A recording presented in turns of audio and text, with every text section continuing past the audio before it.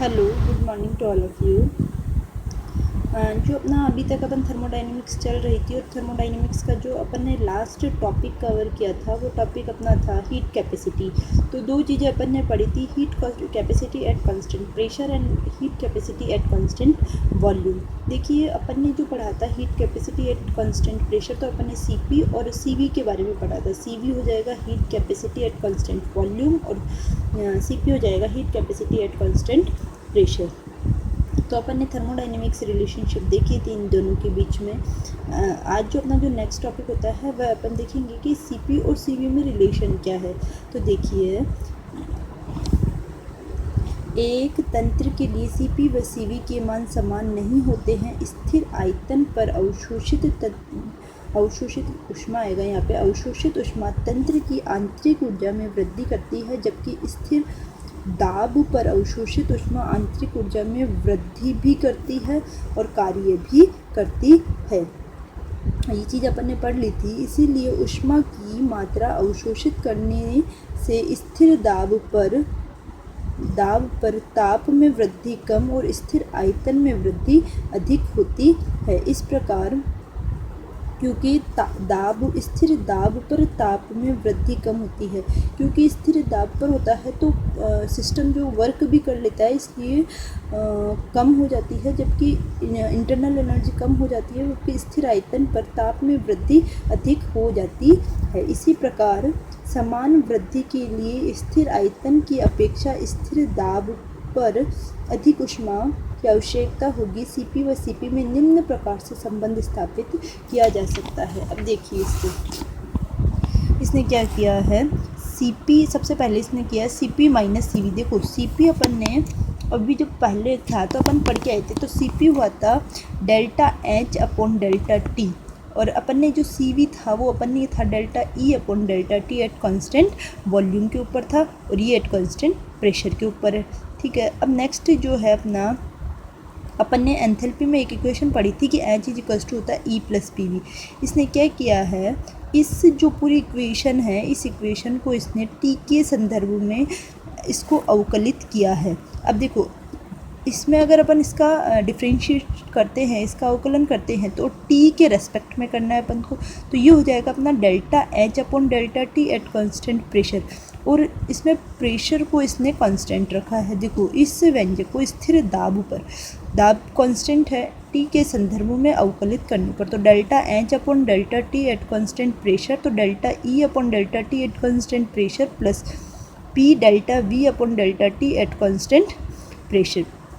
देखो इसके अंदर P को तो इसने कांस्टेंट रख दिया, इसके अंदर ये delta E upon delta T हो गया यहाँ पे, और यहाँ पे इसने P को तो कांस्टेंट रखा है, और V का, क्योंकि P कांस्टेंट रखा तो P का तो होगा नहीं, और V का अपन ने अगर डेल्टा T के रेस्पेक्ट में करते हैं तो delta V upon delta T at constant. देखो सब में प्रेशर इसने, अब इसने आगे क्या किया है, जो ये वाली जो वैल्यू है delta H upon delta T at constant, तो ये वाली वैल्यू इसने इस इक्वेशन के अंदर पुट की है। तो Cp माइनस Cv, देखो ये जो अपने पास में वैल्यू है डेल्टा E अपॉन, अब delta H upon delta T, यानी कि delta H upon delta T at constant P कि इसकी जो वैल्यू है यहाँ पे अपन ने पुट कर देंगे इस इक्वेशन के अंदर, delta H upon delta T, इसकी जगह अपन ये वैल्यू पुट कर देंगे। तो इसने यहाँ पे ये वैल्यू पुट कर दी, delta E upon delta T at constant pressure plus V delta V upon delta T at constant pressure, और आगे देखो इसमें लिखा हुआ है minus delta E upon delta T at constant volume, ये वो वैल्यू ऐसे कैसे रख दिया। आगे देखिए इसने क्या किया आगे, कि जो स्थिर दाब पर आंतरिक ऊर्जा आयतन व ताप का फलन होती है। देखो स्थिर जब कांस्टेंट प्रेशर होता है तो इंटरनल एनर्जी किस किस के फंक्शन होते हैं, एक तो होता है वॉल्यूम का और एक होता है टेम्परेचर का, तथा डी का यथावत अवकलन E is the function of heat. देखो इसमें क्या किया है, यहाँ पे इसने अपन को बताया है कि स्थिर दाब के ऊपर आंतरिक ऊर्जा जो होता है वो आयतन व दाब के फंक्शन होते हैं। तो देखो इसमें लिखा है यहाँ पे E इज इक्वल्स टू ई, यानी इंटरनल एनर्जी, फिर यहाँ पे हो जाएगा फंक्शन V एंड T। आगे देखिए इसने क्या किया है, तो इसने देखो d e is equals to लिखा है, इसका इसने डिफ्रेंशिएट किया है इसको, तो d e is equals to हो जाएगा। देखो पहले तो इसने किया delta E upon delta v at constant temperature को कांस्टेंट रखा है और dV के रेस्पेक्ट में कर लिया है, और सेकंड इसने क्या किया है कि वॉल्यूम को कांस्टेंट रखा है और डेल्टा E अपॉन ये रहा डेल्टा E, अब वॉल्यूम को कांस्टेंट रख दिया। पहले इसने इस टेम्परेचर को कांस्टेंट रख के इसका अवकलन किया है और उसके बाद में इसने इस वॉल्यूम को कांस्टेंट रख के इसको डिफरेंशिएट किया है। देखिए delta E upon delta T at constant volume और dt। अब अपने पास में ये आ गया DE। अब इसने क्या किया, DE इज इक्वल्स टू ये वाला आ ही गया अपने।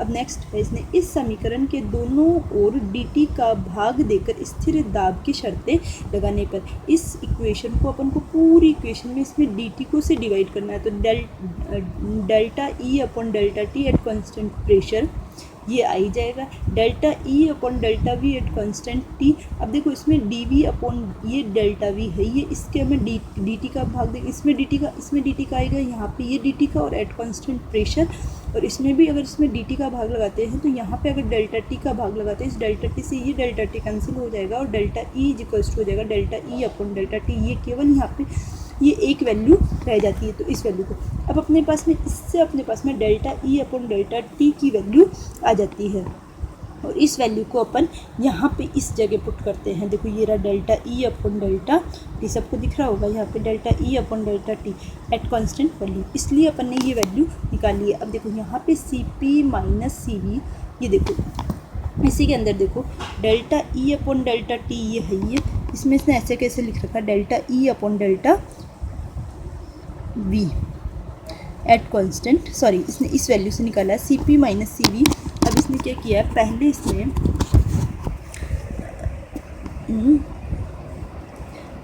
हाँ ये इसने delta E upon delta V, ये वैल्यू ये रही delta V upon delta T at T, और फिर ये delta V upon delta T P plus delta E upon, ये जो पूरी की पूरी ये वैल्यू है, ये वैल्यू ये वाली delta E upon delta T, इसकी ये जो पूरी वैल्यू है ये इस इक्वेशन में रखी इसकी जगह, तो ये रख दी। आगे अपने पास में P delta V upon delta T at constant pressure और delta E upon delta T at constant volume. अब आ जाएगा अपने Cp minus Cv is equals to P delta V upon delta T at constant pressure. देखिए इसमें इसने क्या किया है, यहाँ से इस पूरी इक्वेशन से यहाँ से अपने डेल्टा E से इस वाले delta E upon delta E upon delta T, इसमें इससे ये वाला पूरा कैंसिल हो जाएगा और अपने पास में केवल ये वाली, यहाँ पे इसमें मिसप्रिंट था ये delta E upon delta T, तो इसमें इसकी वैल्यू पुट करने पे ये भी आएगा, तो इससे ये कैंसिल आउट हो जाएगा, तो अपने पास में बचेगा delta E upon delta T at constant volume delta V और प्लस P। अब देखिए इसने प्लस ये P वाला तो इधर लिख दिया इसने, P delta V upon delta T at constant pressure, और ये delta E upon delta V at constant temperature और delta V upon delta T at constant pressure, ये तीनों चीज़ें वापस आ गई है। अब इसने आगे क्या किया है, इन दोनों इक्वेशंस में से delta V upon delta T at constant pressure को कॉमन लिया। देखो ये भी इधर भी है और इधर भी है, तो ये कॉमन ले लिया, तो कॉमन लेंगे तो अंदर बचेगा P plus delta E upon delta V at constant temperature. यह समीकरण Cp व Cv में संबंध को स्थापित करता है। ये जो रिलेशन आया है अपने पास में निकल के, तो इस रिलेशन को Cp और Cv में बहुत इंपॉर्टेंट है, एग्ज़ाम में पूछते हैं, सीधा क्वेश्चन पूछते हैं relationship between the Cp and Cv। यह समीकरण ठोस तथा द्रव के लिए समान